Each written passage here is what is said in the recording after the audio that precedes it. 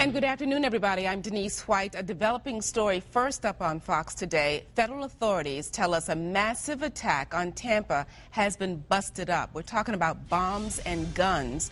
Fox 13's Doug Smith's following the story in our newsroom. What else do we know about this, Doug? Well, we know it's a developing story, Denise, and we are still trying to get information right now. The attack, as it's laid out in the complaint affidavit that I have right here, is chilling. In fact, I can't remember a plot of this magnitude with Tampa as the target. Again, the story is still unfolding. The suspect is due in court later today. There is a news conference scheduled after his court appearance. We should learn a lot more about this plot at that point, but I'm going to take you through what we know. Again, this is chilling. The FBI started investigating late last year after the suspect, 25-year-old Sami Osmakic, told a confidential source he wanted to get his hands on some al-Qaeda flags. He lives in Pinellas Park. He was born in what used to be Yugoslavia. We know that. He works with his parents at a bakery in St. Pete. That is our understanding. According to federal authorities, he was planning a massive attack and even identified potential targets in Tampa, Ybor City nightclubs, South Tampa businesses, even the sheriff's office. They were on his target list. That's what we learned through federal authorities through a confidential informant. Here's what he was looking for as he was going out shopping for ammunition and the like. Grenades, machine guns, an explosive belt, AK-47s, Uzi submachine guns. He also wanted materials for a car bombing. According to the affidavit, he wanted to put bombs under cars and then detonate them with a remote. He also planned to take hostages and then demand that the FBI release some prisoners in exchange for his hostages. At a meeting with an undercover FBI agent just last week, the agent, and this is according to the affidavit, told him it wasn't too late to change his mind.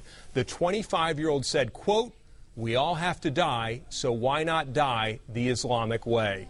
Again, we are getting much more information on this unfolding story. We have a number of crews. We'll have much more at 5 o'clock. We can tell you a news release just came in from Senator Bill Nelson just a few minutes ago. He said this is a great example of our intelligence operation with many different components and agencies of government working together to prevent a terrorist attack. Again, much more starting today at 5 on this just chilling story, Denise. It certainly is that, Doug, and I know that you're still getting information about this.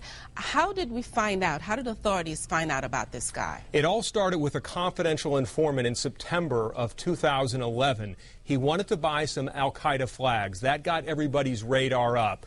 Then they started building the case. Different agencies started working together. They realized the magnitude of this, which all culminated with his arrest. And if convicted, he faces a potential of life in prison. Again, a court hearing today at 2 o'clock. And we called him an Islamic extremist, a suspected Islamic extremist. What do we know about his religious, cultural background? Anything? Well, we don't have a lot of information, but again, the information that we're taking is directly from the affidavit. He wanted al-Qaeda flags. He talked about why not die the Islamic way. Presumably, in the investigation, more of this material will come out.